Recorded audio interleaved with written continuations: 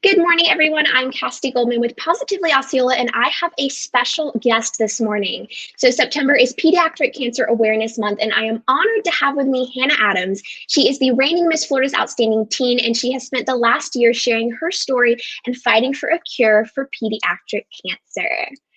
So, good morning, Hannah. How are you today? Doing great. Thank you so much for having me on. Of course. So, what is your role as Miss Florida's Outstanding Teen? Yes, so as Miss Florida's Outstanding Teen, I serve as a representative for the Miss Florida organization, which is part of Miss America, that is the largest scholarship provider for women everywhere. And as Miss Florida's Outstanding Teen so far, I've been able to travel over to 130 appearances, travel over 22,000 miles, and share my story and meet with so many amazing individuals across the state of Florida. Wow. So throughout your time as Miss Florida's Outstanding Teen, what have you done to promote pediatric cancer awareness? Yes, so pediatric cancer awareness is a major part of my life. It's actually the service aspect of the Miss America organization was the sole reason why I ever wanted to start competing. It was because I could promote my platform of finding a cure for pediatric cancer. So in my time as Miss Florida's Outstanding Teen, I've been able to travel to almost every single Children's Miracle Network hospital in the state of Florida, which is so close to my heart because I was treated at a CMN hospital, and it's also a partner of the Miss America organization. In fact, we even ran the Disney Princess Half Marathon with my pediatric oncologist, Dr. Sutphin, in February. And what was so special is that we were raising funds for Children's Miracle Network hospitals.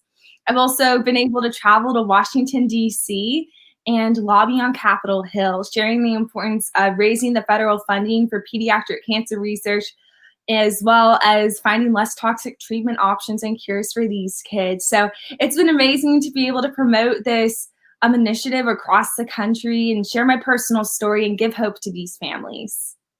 That's amazing. So you're a pediatric cancer survivor. What is your story?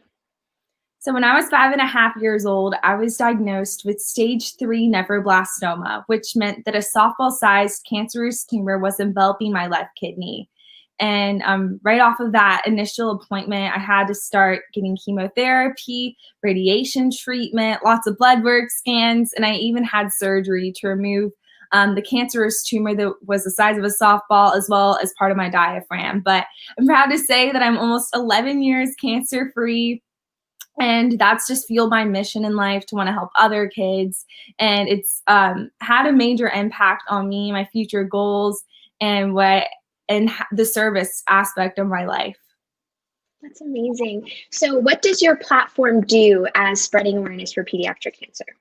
Yes, so I work with a couple of different nonprofit organizations. The first one is Hyundai Hope on Wheels, which is a nonprofit that was founded by Hyundai Motor America.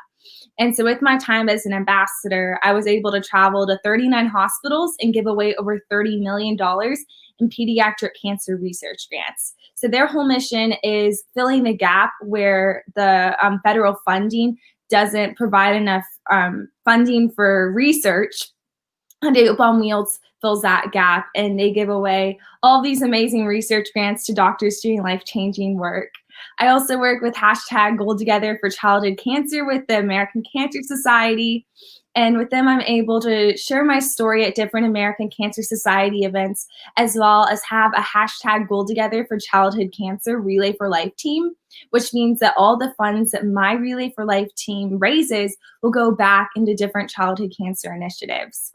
I've also had the opportunity to work with the 4-Day Foundation, which was actually founded by Miss Florida 2004, Jenna Edwards. And their mission is to provide emotionally therapeutic events to children battling life-threatening illnesses. And so we go into hospitals, we have Princess Day or Superhero Day, and it puts a big smile on these kids' faces. And then lastly, I have my own 501c3 nonprofit that my family and I started called Hugs for Childhood Cancer. And HUG stands for Helping You Get Stronger. And so we focus on legislative awareness, family support, and community awareness. And so our main focus right now is really family support, sending care packages, meeting the needs of what these families are going through. and just knowing that they have people behind them that are going to support them no matter what. And I think my favorite part out of all of this, though, is just being able to meet with kids and share, I've been where you are right now, and I know that you can make it through it too. That's amazing. So what's been your most memorable experience from working with childhood pediatric cancer awareness? Well, there's so many, but one that really comes to mind is a time I was up at Johns Hopkins in Baltimore, Maryland. And I was speaking up there with Hyundai Hope on Wheels as an ambassador. We were doing one of their handprint ceremonies. So we were giving away a pediatric cancer research grant, and then all the kids were able to put a handprint on a white Hyundai. It was so fun. But after I shared my story at the ceremony, this little girl named Riley got up to share her story.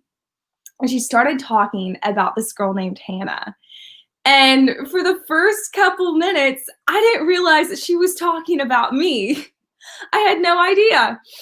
And just simply because of the amount of gratitude that she had for this Hannah girl. And I was like, wait a sec, I think she might be talking about me. And I think that in that moment, I just recognized that, sharing my story and using my voice, it could make a difference. And how the little girl was just inspired in her story. And, I think that some people, once they go through some traumatic experience, sometimes they want to shy away from that. But I realized in that moment, the power of using your story and inspiring others through it. And so Riley and I have been able to become good friends. Every time I go up to Washington, D.C., I make sure to go see her. And it's so cool. We're both dancers. So she performed a dance after she shared her story. We were able to really connect on that level. And she had a little sister. So it was just so cool to be able to have a special connection with a kid that I met and see the impact that nonprofits like Hyundai Motor America had made. So when you go to Washington, D.C. and you're lobbying at the Capitol, what does that look like? Yeah, so I typically go with a group through Kids vs. Cancer, which is a partner with CureFest USA.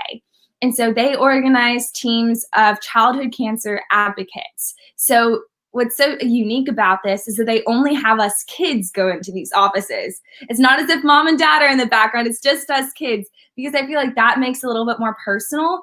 And the members that we're meeting with and their staffers that we're meeting with, they're able to really connect with us on that. And so when we go into these meetings, we sit at a round table and we simply share our stories. And we share our friends' stories. And we make them understand why this cause is so important to America and so important to us and why they should really care about it. And it's been so special. We've been able to help pass a couple of acts, the STAR Act, which is the Survivorship Treatment Access Research Act, as well as the Race for Children Act. And so something that we hope to do in the future is raise the federal funding from 4% to a little bit more than 4%, as well as find less toxic treatments. That's phenomenal.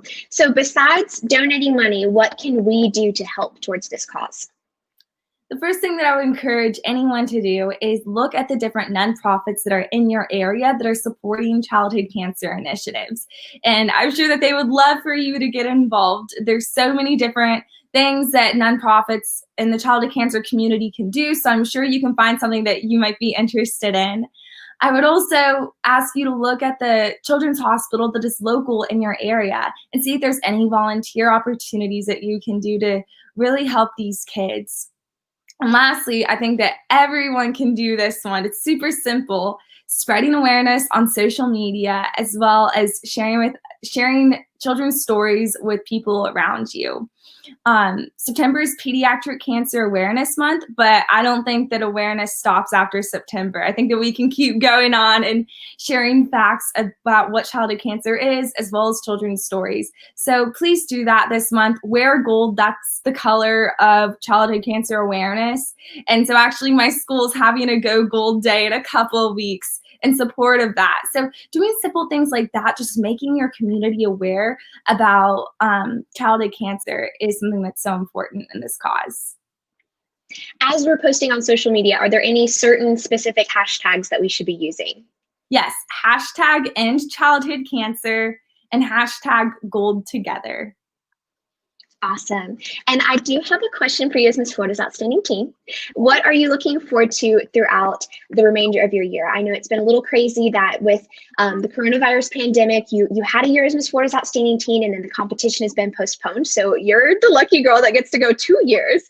So what are you looking forward to on your second year as Miss Florida's Outstanding Teen?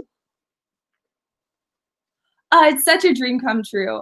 I think taking the lessons that I learned from my first year and really applying them to the second year, as well as, never taking for granted any opportunity that I have. I'm so thankful for this opportunity to make a difference and serve others. And so I have some events coming up that I'm super excited about.